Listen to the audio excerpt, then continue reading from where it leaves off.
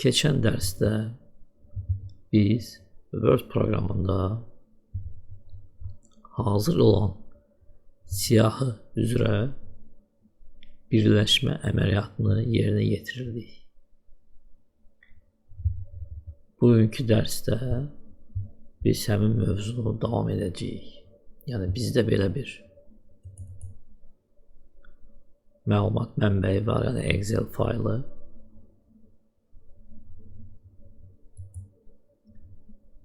Və biz həmin faylda müəyyən bir dəyişikliklər aparacağıq. Deyək ki, soy adla ad sütunlarını birləşdiririk. Ad sütununu yox edirik və burada kurs sütununda kursun adı dəyişiklik aparırıq. Gəz eləyək. Soy ad və ad Əliyev İlqar Vəliyev Salman Abbasova Sevinç Məmmədova Nailə Nağıyev İbrahim və Quliyev Namiq. Bu sütunu yox edirik. Bizə lazım deyil. Gəl burada biraz sütunu elləşdireyim belə. Burada isə yazaraq kursun adı. Belə. Yəni mənbədə, məlumat mənbəsində dəyişiklik aparılıb. Görək bunu necə Word proqramında qəbul edəcək sistem. Açırıq Word proqramını. Artıq tanış bir pəncərə bizə gəlir. Açırıq, təsdiq eləyirik və ilk baxışda heç nə dəyişməyib. Amma keçirik Mailings Rassılki tabına və burada nəticələrə baxanda, yəni prosmotres rezultatı düyməsini basanda sistem sizə bildirir ki, soy ad xanası yoxdur. Çünki biz onu dəyişmişik. Buradan, bu qrafadan soyad xanasını soy ad və ad xanası ilə əvəz edirik və OK düyməsini basırıq. Sistem yenə də xəbərdar edir ki, bu xananı mən tapa bilmirəm. Biz bu xananı ləğv eləmişdik. Ona görə buradan ləğv edirik. Və yenə də xəbərdar edir ki, bu xananı tapa bilmirik. Bunu da biz adını dəyişmişdik. Ona görə bura keçirik və buradan kurs əvəzinə kursun adı yazırıq və təsdiqləyirik dəyişiklikləri. İndi gəl baxaq görək dəyişikliklər qüvvəyə mindi yoxsa yox. Görürsünüz. Artıq işləyir hər şey. İndi burada bir dəyişiklik də yerinə yetirmək. Görürsünüz burada addan sonra və nida işarəsinin arasında boş yer var. Həmin boşluğu necə yığışdırmaq olar?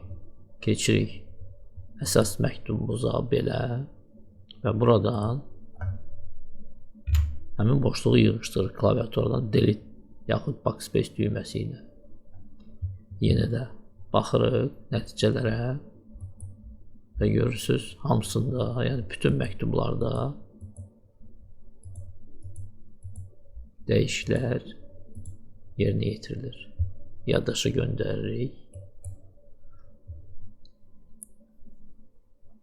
Bax belə, əgər əsas mənbədə dəyişikliklər olubsa, bütün dəyişiklikləri qəbul etmək üçün belə əməliyyatlar aparılır. İndi gəliz baxaq görək. Cədvəldə olan məlumatları necə sıralamaq olar? Keçirik bax bu əmrə. İzmini spesifik получателей. Yəni alıcıların, yəni konkret halda tələbələrin siyahısını dəyişdir. Bizə görürsünüz. Burada yazılıb soyad və ad. Yəni bütün o bizim göstərdiyimiz xanalar burada var. Və burada mənbəni göstərir. Yəni kitab XLS, Excel faylıdır. Gəliz burada bax bu adları əlifba sırası ilə düzək. Bunu yerinə yetirmək üçün basırıq sortirovka, yəni sıralama və burada birinci qrafada, birinci xanada sortirovat po polyu, yəni hansı xanaya görə sıralamaq istəyirik. Burada yığırıq soyad və ad və əlifba sırası ilə A-dan Z-ə qədər.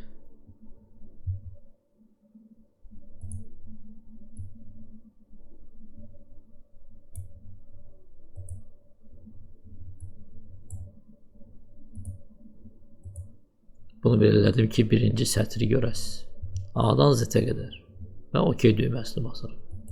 Fikir verirsiniz, birinci oldu Abbasova Sevinç. Çünki A hərfi ilə başlayır. Vəliyev Salman isə oldu axırıncı. Amma burada fikir versəz, görürsünüz, birinci yazı Əliyev İlqardır. Yəni budur. Çünki biz sənəm əməliyyatı təsdiqləməmişik. Əməliyyatı təsdiqləyən kimi, yəni OK düyməsini basan kimi Abbasova Sevinç birinci yazı olacaq. Gördünüz, Abbasova Sevinç. Bir-bir baxa bilərsiniz. İndi belə sıralama gedir. İndi tutalım ki, biz belə bir dəyişiklik eləmək istəyirik, belə bir sıralama eləmək istəyirik.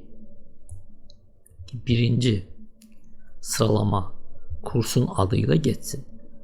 Yəni əvvəlcə tutalım ki, Excel kurslarını qutaranlar gəlsin, sonra Photoshop, sonra Word və hər kursun içində sıralama əlifba sırası ilə getsin. Bunu necə eləmək olar? Çağırırıq yenə də bu əmri.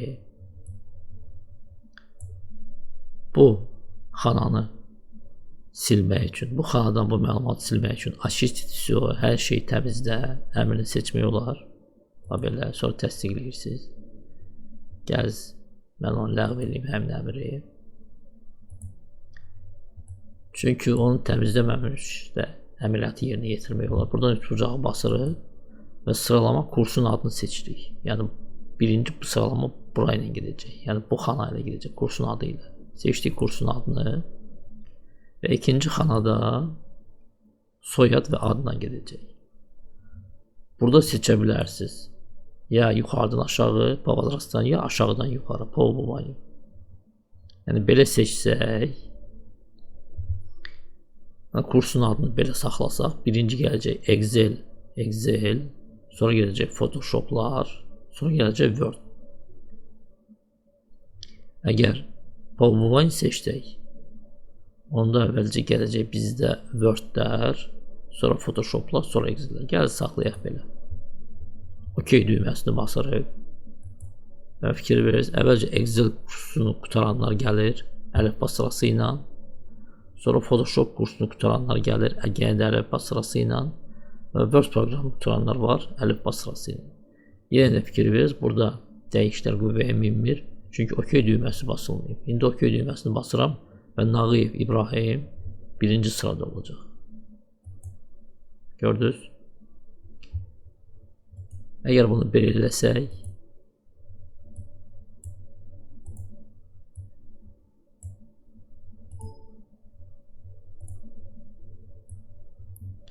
burada kursun adını yuxarıdan aşağı yox, aşağıdan yuxarı isə belə. Bu Wordlar qalxacaq yuxarı. Gördünüz? Və birinci Əliyev İlqar gedəcək burada. OK. Əliyev İlqar. Belə üsullarla mənbədə olan məlumatı dəyişmək olar və məlumatları sıralanmasını dəyişmək olar. Hal-hazırda görürsünüz ki, bizdə belə sıralama gedir, görürsünüz. Amma Excel faylına baxsaq,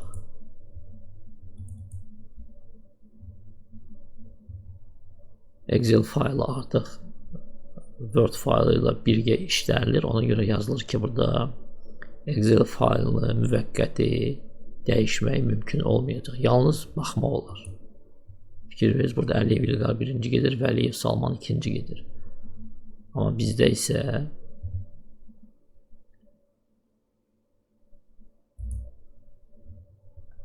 Vəliyev Salman axırıncıdır.